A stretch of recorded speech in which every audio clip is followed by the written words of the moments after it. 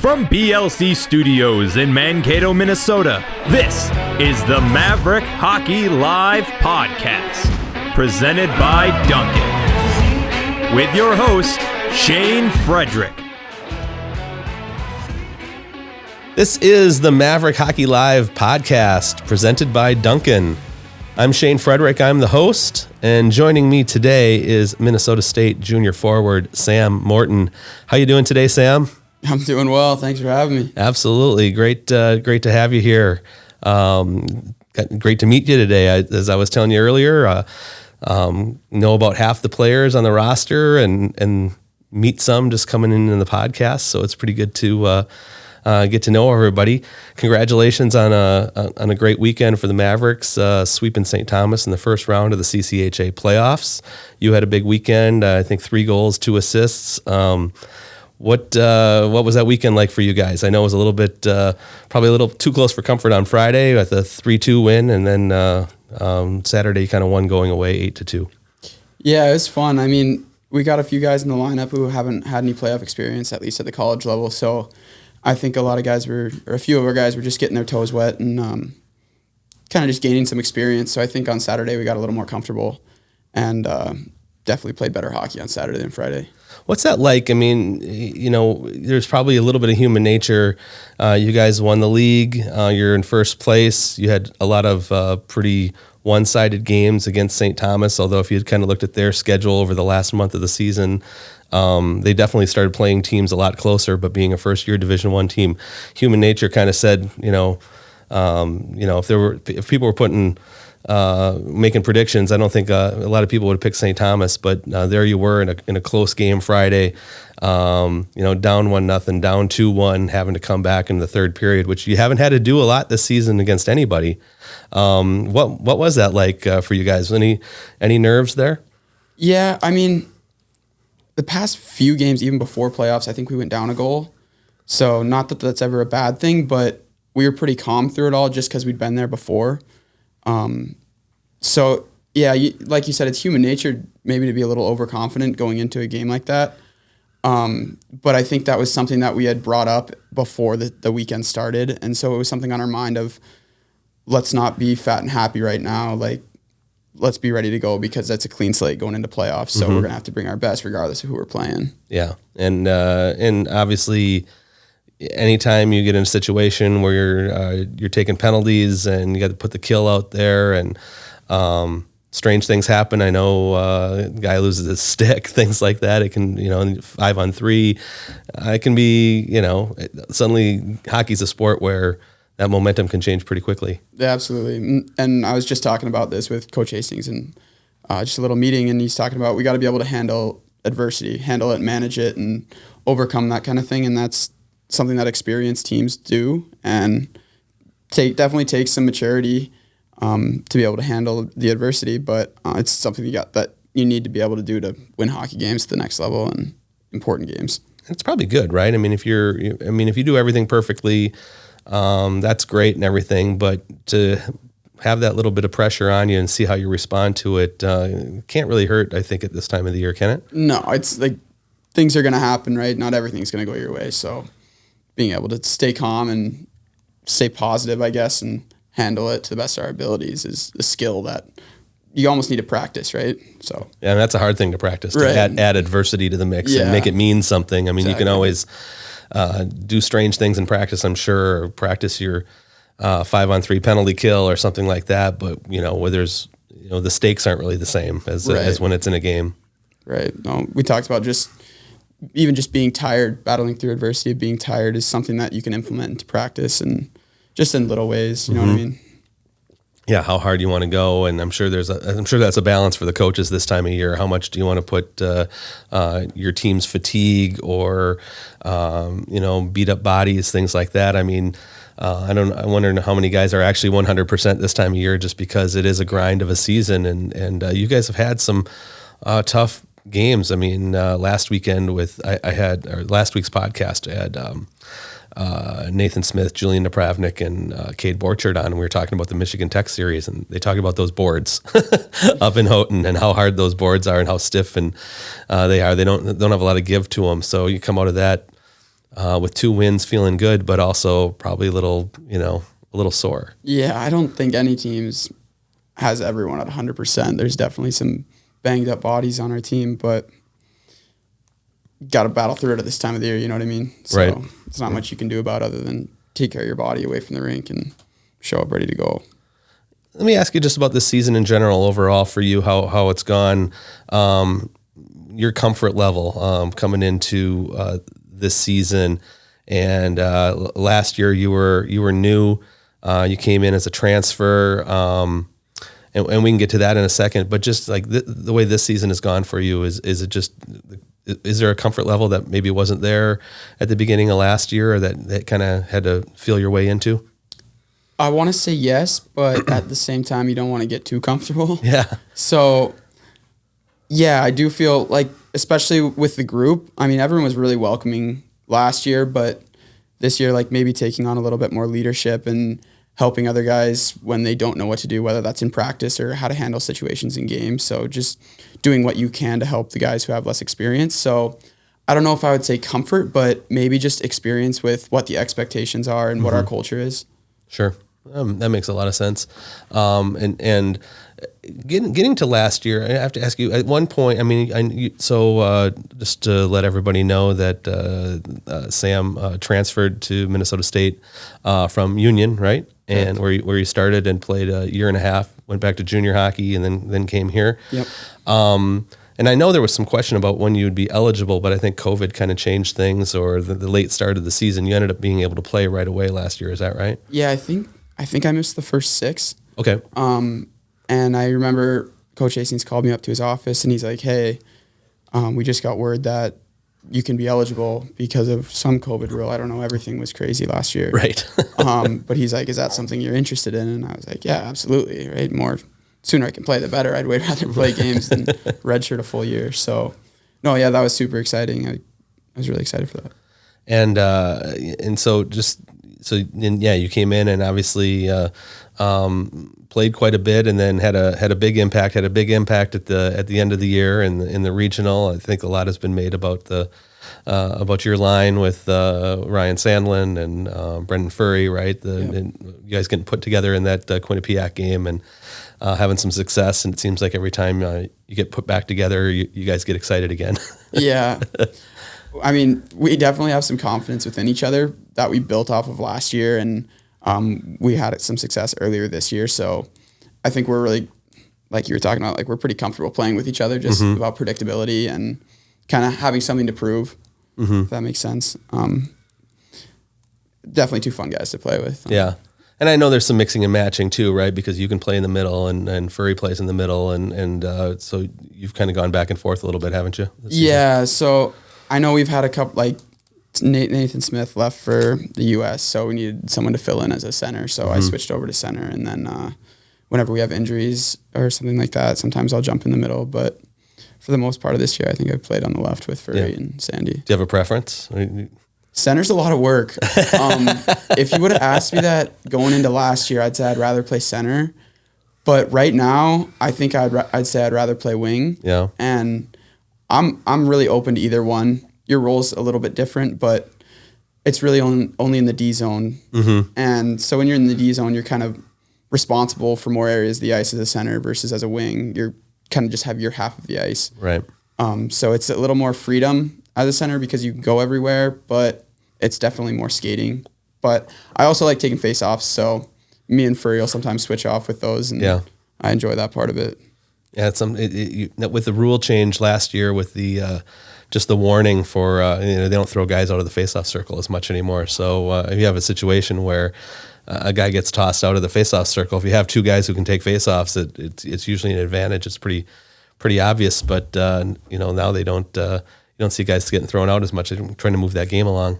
I kind of prefer when they throw guys out, because one of the old tricks that I don't know who I learned it from, whether it was my dad or just past players and coaches, is when you're gassed, you go in, line up for a draw, intentionally get kicked out, maybe buy yourself an extra 10 seconds just to catch your breath if you're stuck out on an icing or something like that. Sure. And then the warning is also just a little scary because sometimes they make debatable calls on who the warning should be on, and then I'm losing majority of the draws after I get a warning, just because I'd rather lose a draw than take a penalty. So Right. Yeah, it's kind of a harsh penalty. I haven't seen a lot of penalties. Have you seen a penalty called on that this year? I think we took one this year. Yeah. But I know that as all the centers or all the guys that take draws talk about it and are like, just lose the draw. Like, tell your winger if you see him, if he sees you get a warning, just know that you're jumping and you're probably losing it. Yeah. So wow, interesting. It's I'm sure a lot of it's to move things along faster. I'm sure it's a way to tell the linesmen to move it along faster, because I remember years ago there would just be those linesmen who would just hold the puck and hold the puck and hold the puck, and to the point where the fans are getting antsy about it and everything else. And it always seemed like there was a little bit of gamesmanship between some officials and the players. Where I think if you go to a game at Wisconsin, they'll all chant "drop the puck," basically. So because a linesman has been holding it too long. Yeah, it's frustrating. That's the worst. You sit there on your toes just waiting to swipe at it, and sometimes they'll hold it for 3 swipes and still hasn't dropped. Yeah. What's going on? Yeah, no, it just doesn't seem like they have that opportunity to do that, because now they're looking to call because it's often the guy it seems like the guy who's calling the warning is the linesman dropping the puck. It's not Right. necessarily the other one who. In previous, when they'd throw somebody out, sometimes it was that other linesman Right. who was making that call. I think the other linesmen will a lot of times give you a warning if your wingers are too far in the circle. Sure. But for the most part, it's the guy dropping the puck that's calling them. Yeah, well, that explains a little bit to me too. But that's one of those rules where I think fans, it's really hard to know exactly what just happened and why it happened. And I know the players know, the coaches know, everybody down on the ice is paying close attention. But sometimes, when you're just kind of up, you're like, hey, come on, why aren't they just playing here? Yeah, it's a small detail, and sometimes it's tough to see who jumps first, or you can't really see from the stands when he pump fakes a drop puck. You know what I mean? So right. Sometimes it's tough to see. Here we are talking face-offs on Maverick Hockey Live today with Sam Morton. Well, let's talk a little bit about your journey to get here. You're a Colorado native, and we mentioned that you started college at Union. But you played junior hockey previously and in between at Wenatchee, is that right? In the Correct. BCHL. So I have to ask you, so you would have played for Chris Clark then? Was he a former Maverick goaltender, former Maverick legend goaltender? I don't know how much you know about his college career, but he was kind of a cult figure here in Mankato for a long time because of some of the stuff he did on the ice. Yeah, I've seen some videos of some stuff he's on Wenatchee too. Yeah. So. But no, he was an assistant coach my first 2 years there. And when I was thinking about going back to juniors and leaving Union, I was talking to Bliss Littler, the head coach. Mm-hmm. And I thought I was going back to play for him at the time, but I'm not sure exactly what. I think he was sick or something happened. And Chris Clark ended up stepping in as the head coach, as an interim head coach. And did a really good job. Like, I really enjoyed playing for him. It was definitely a different coach than I played for my first 2 years. Okay. Just because he had to be the boss figure, right? And kind of hold people accountable more than previously. But because I had that relationship with him when he was an assistant coach, I felt like we were on pretty good terms just because we already knew each other and had an understanding. Yeah, and just to let the audience know, or Sam know, and Chris Clark was the goaltender of record in the 2004 come-from-behind victory over Denver, in which the Mavericks were down 6-1 and 7-1, excuse me, and came back and won 8-7. They made 2 goalie changes. Chris Clark was the third-string goalie. He had never played in a Division I game before. He got inserted into the game, and the Mavericks mounted this great comeback. That was a 10-win Mavericks team, and Denver went on and won the national championship that year. Just a crazy weekend of hockey. The night before was a 4-4 tie. David Backus tied the game up with less than 2 seconds left, I believe, in regulation. And then there was this great come-from-behind game the next night that's just kind of turned into like a legend. And Chris Clark being a guy who, I think the quote in the paper of the story I wrote, he said he didn't even know he was eligible to play because he was the third string goalie. He thought someone had to be injured. I was surprised he never brought that one up. I'm surprised he didn't either, but kind of the legend was born. And he ended up playing a lot of games over his career here. and sharing a lot of time with a lot of other goalies, but a good guy and a guy the community really embraced. And I think he really embraced the community here too. So I'm glad you had the experience playing for him. Yeah, he's a great coach to get. So talk a little bit about how you ended up in Mankato. I mean, did you know, you were at Union, I don't know if you can talk about the circumstance of you deciding that you needed to go somewhere else, and how did that happen, and how did you end up here? So I played with Lucas Souter. He also played on the Wenatchee team with me for the first 2 years that we were there. And I remember when he committed to Mankato, I didn't know a whole lot about it. And so he stayed for one more year at juniors while I was a freshman at Union. And then during my sophomore year, he was a freshman at Mankato. And I'd kept in touch with him. We were really good friends in Wenatchee, and he's my roommate now. But so I'd been keeping in touch with him, and he was having a lot of success as a freshman. And so I just kind of asked him, like, what's it like playing there? Just different questions, and it sounded very different than the experience that I was having. Okay. And it was definitely a place where I was like, if this is a possibility, like, I'd really want to go to Mankato.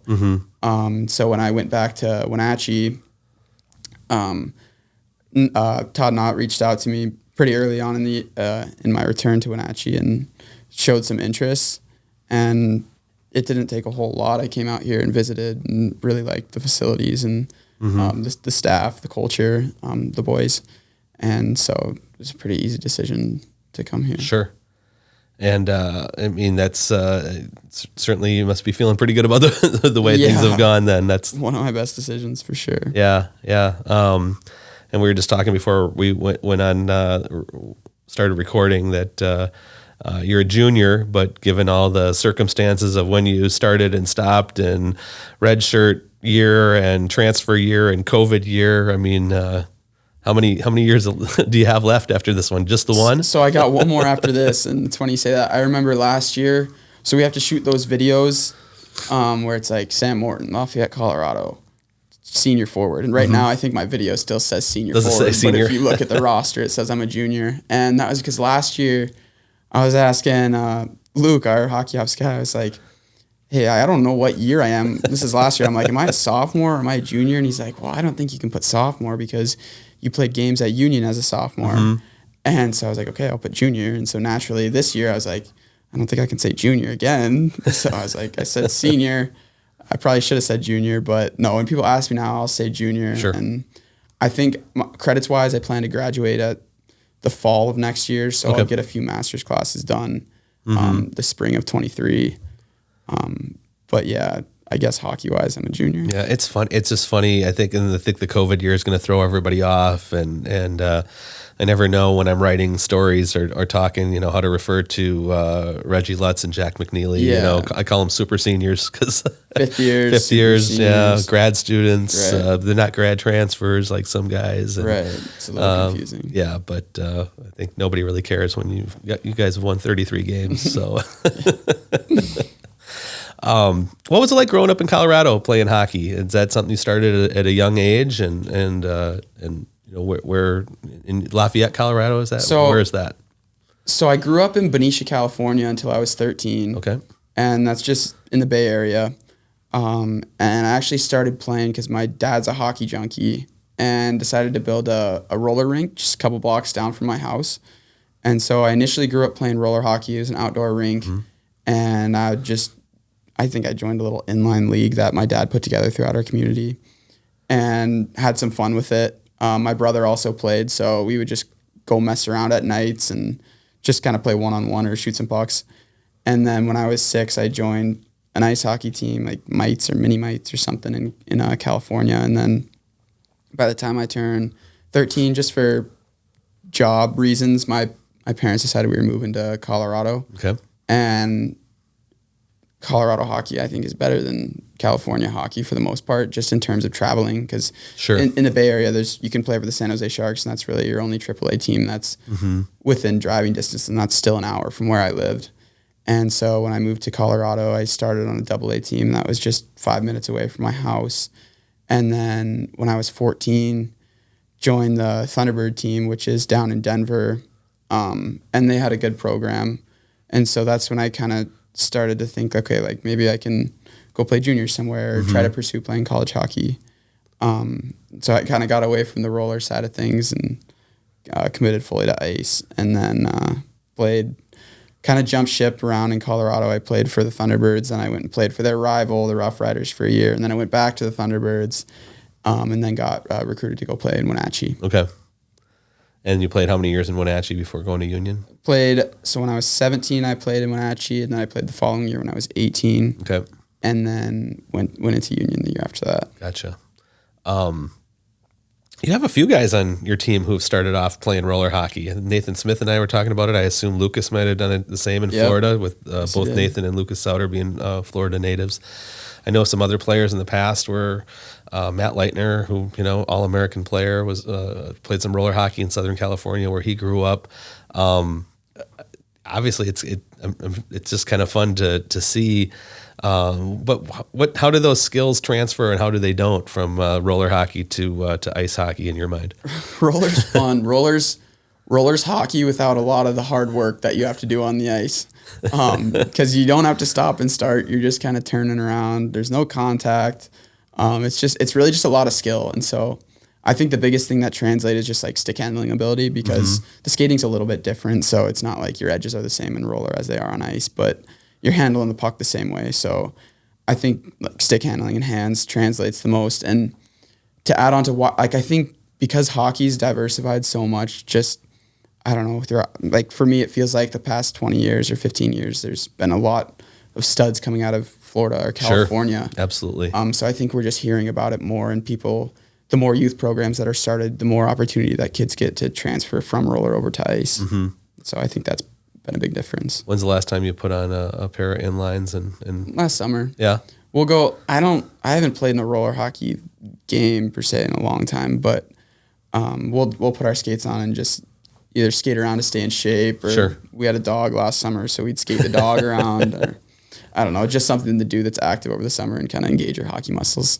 It seems like it could be kind of fun if you guys played a little summer tournament or something like that. I think it'd be super fun. Yeah. We'd do it back home. Like I had some buddies who would play high school in Colorado, and we'd try to have little reunions and just go to the roller rink and mess around for a couple hours. I mean, you just don't see it that often, and it almost surprises me in Minnesota that you don't see it in the summers, because the rinks are so full. There's so many rinks, and they're so full all winter long, and every community talks about wanting more ice, needing more ice, and clearly, there's a lot of summer hockey as well, summer ice hockey. But I'm surprised there aren't a few more inline, whether they're playing on an outdoor basketball court somewhere, or they actually have like a sport court type of setup going on.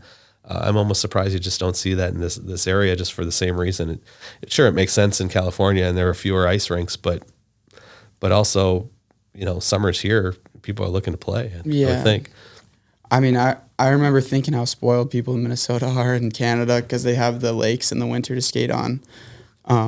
And now I'm more appreciative that I had the roller rinks, you know what I mean? It's just as much fun. Like I've played on the lakes a few times, and it's a great experience, but it's pretty much the same thing as playing roller hockey. So I'm also surprised that there's not more people on the roller rinks here. Do you get guys asking you about it a little bit too? Like different players who didn't grow up with the roller side of things and wondering about it or curious about it? Not so much that. I think it's more the kids from Minnesota are like, have you ever skated on a lake? And yeah. So it's more about the lakes than the roller rinks. Sure. And I mean, obviously that's pretty unique here as well. But yeah, I mean, just trying to find ways to play and wherever you can. And even people who just play floor hockey or boot hockey or anything like that, it's you realize how fun a sport it is, just in different ways. That just brings, when it's a social thing, as much as it is competitive, I think that really brings the fun out of it. So, got a few minutes left here. Just going forward, you should say the Mavericks play on Saturday night coming up against Northern Michigan in a single game semifinal for the CCHA playoffs, for the Mason Cup playoffs, a rematch of last year's semifinal game, which I know no one likes to think backwards too much, but I'm sure that's a game that probably it was not the top moment for you guys losing that game to Northern Michigan. I'm sure that probably sticks in your craw a little bit. Yeah, it's a rematch. I think all the returners have a little fire burning under them, and we're definitely thinking about it a little bit because it's our opportunity to kind of make things right from last year in the WCHA tournament. So we're super excited for it. We know they're going to bring their best. They have some confidence because of what they did last year, and we're in similar spots going into this game as we were last year. So I think both ways it's going to be a really good hockey game, and whoever's more prepared is going to come out on top. And I think those teams are dangerous, right? I mean, Northern Michigan, who's played teams tough, they went on the road and they won at Lake Superior State in 3 games last weekend. You guys are a lock for the NCAA tournament. Northern Michigan, kind of looking at Michigan Tech, who finished second. They'll host Bemidji State in the other semifinal.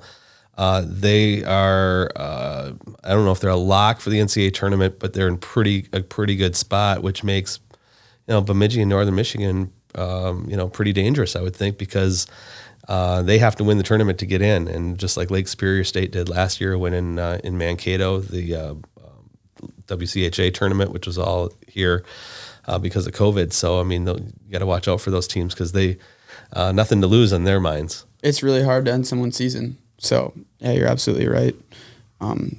It's gonna be competitive. They got everything to lose, right? So, yeah. And it should be fun. I assume you'll have a big crowd. I know it's spring break right now. The students will probably be maybe filtering back. It's nice that it's a single game on a Saturday night. People getting back to town. Hopefully they'll be getting back a little early so they can be in the stands and have a pretty good crowd for that playoff game. Yeah, it's unbelievable playing at home. Not just so much for the boards, but really for the fans too. They get us going.